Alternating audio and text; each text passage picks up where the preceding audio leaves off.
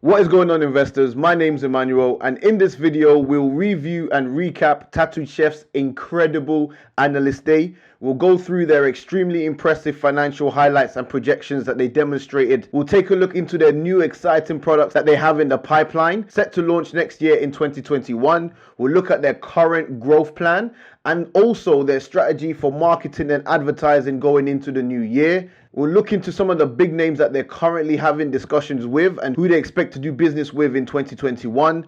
And lastly, I will summarize my thoughts towards how Analyst Day went and what we can expect going forward, especially from a share price point of view. But right before we jump into all of that,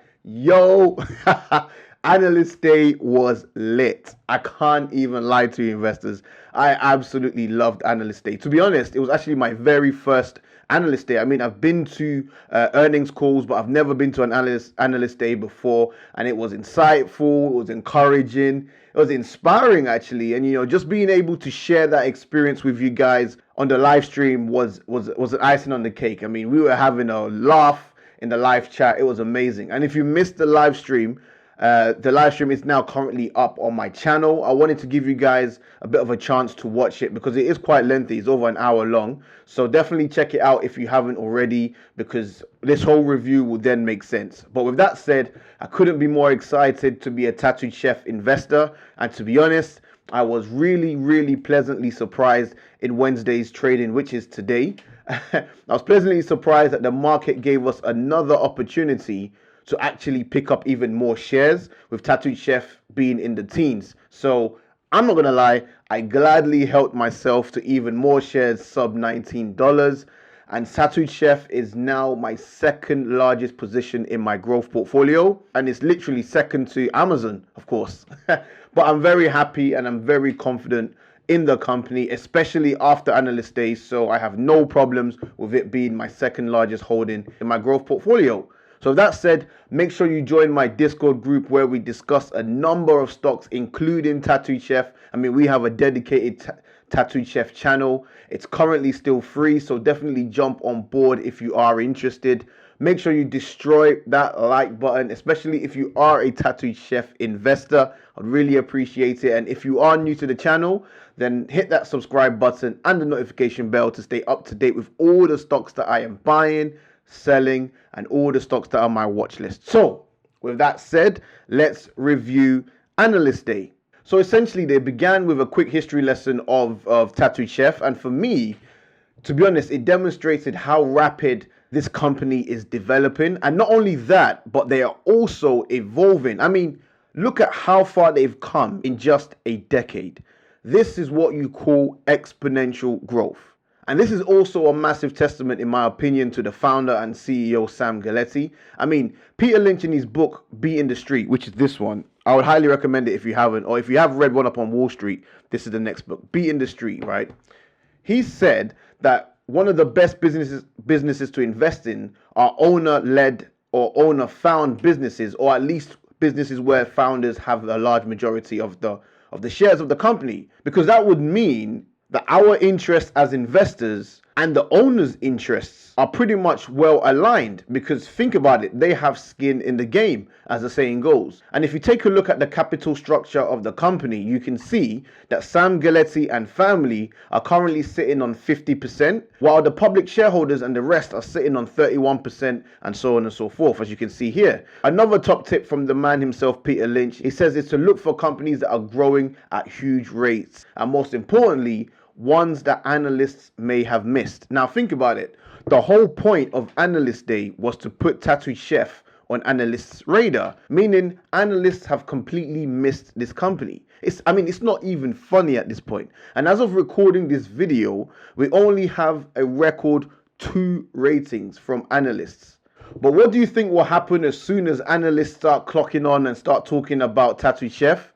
And we start to see large institutions buying up shares. And when large institutions start getting involved, they don't buy little, they buy heavy. So that's food for thought. But yeah, overall, a massive respect to the CEO. And I don't see the growth slowing down anytime soon. And I'm happy that he is at the wheel. So moving on, they touched on the size of the industry, the plant-based food industry. and more specifically the frozen food industry, which is a $55 billion industry. And Tattooed Chef's potential exposure or market opportunity in that industry represents a potential $33.9 billion. Again, within the prepared food, the alternative meats, the pizzas, the vegetables, the fruits, and so on. Now, they did also touch on desserts, and we can expect more within that category in their new product launch going into the new year. And the opportunity in that dessert space represents another $12.6 billion.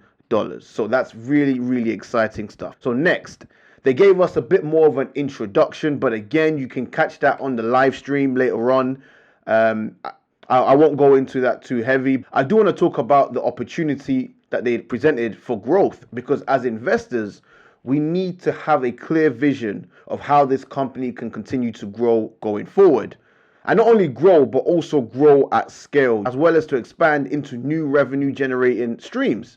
And they did provide us with these avenues, from licensing, which is incredible, to working with food services, potentially getting into restaurants, also to being on grocery aisles and not being limited to just the freezer, to being located in convenience stores, and not to mention expanding into international markets. I mean, these are still relatively untapped territories for Tattooed Chef.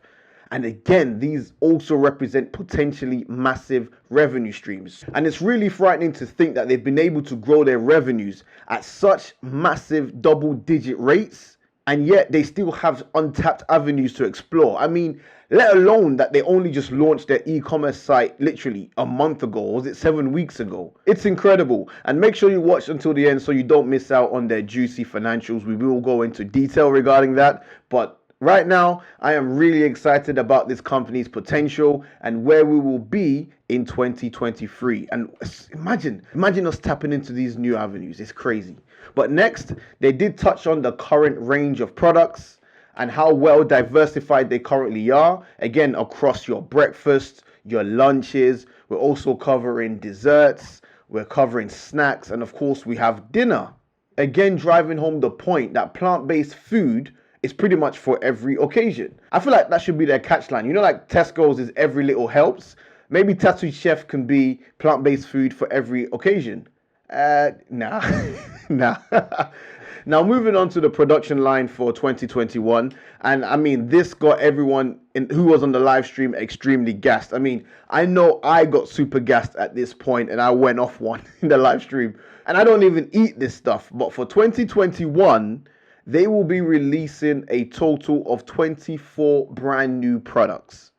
And I believe they hinted at more plant-based meat products during the live stream. Now, I need to go back and check on the live stream, but I'm pretty certain that they did hint at more plant-based meats. And if that was to be the case, then that just got me all the more excited. But one point I do want to draw to your attention is this. Look at their current product lineup. I mean, we have a huge range of food products for all customers. But with Beyond Meat, think about it. Beyond Meat are predominantly meat focused. So remember, you have your Beyond Burgers, you have your Beyond Sausages, you have your Beyond Meatballs. Like Beyond Meat and Tattooed Chef, although they're within the same plant-based food industry, I feel like they are in two separate lanes, if I'm making sense. I mean, think about it. Like you've got people who compare Apple to Microsoft. And yes, they are within the same tech sector, but they're in two separate lanes. Now, I'm not entirely sure if I'm getting my point across, but hopefully I am. Now, the next part was huge. And this was something that I completely omitted from my buy thesis from the beginning. But Tattooed Chef, up until this point, have not really done any marketing or advertising. But yet they have grown their revenues this much, purely from word of mouth. I mean, it's mind-blowing at this point.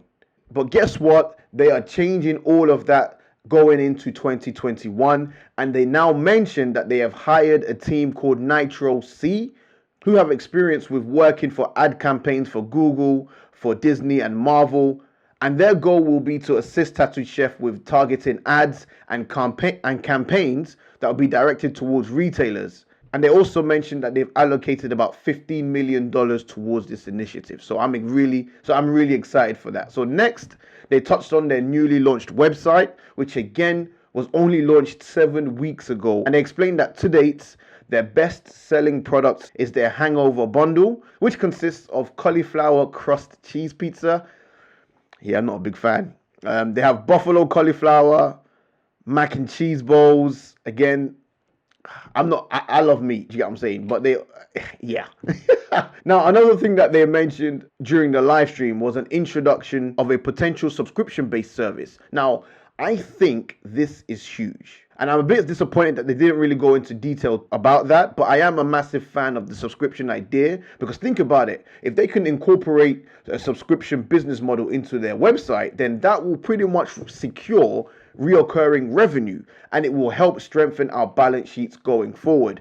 So I think they really need to push with this subscription model. I think this could be really huge for us. Now, next, they touched on their activities over the last 60 days, and they have been busy, to be fair. They've been speaking to the likes of Kroger, 7-Eleven. We already know that they're in bed with Target. But to be honest, this is all positive news and all exciting news in my view. So moving on, they covered the growth of their distribution points and are currently in 4,272 stores from the likes of Walmart, your Sam's, your Costco, and also your Target. And shout out to the guy who sent me a picture of green peas, because we are in Costco's UK. But ultimately, all those locations represent a 155% growth, which is extremely phenomenal. Now, bear in mind, this was all without marketing or without a website, re-emphasizing the strength of their branding and also their food products, because people just love their food. Now, before I give my final thoughts, let's jump into the juicy financials, because I think this might just blow you away. So look at their year-to-date revenue growth, investors. 87%. I mean, when I saw this during the live stream, I was stunned. 87% revenue year-to-date growth with a gross profit of 70%. Is simply remarkable. I mean, it really is. Let's just call it what it is. That is insane. Now, they did break it down on a quarterly basis, and you can see the growth from each month. I mean, we pretty much nearly doubled our revenue in Q1. We did double our revenue in Q2. We did extremely well in Q3. And so far in Q4, we are still massively outperforming the prior year without marketing and now just with a website. Now, this revenue included sales from, of course, our private labeling with our current partners. But when you look at the sales from Tattooed Chef's branded products alone, I mean, we absolutely crushed 2019 in every single quarter.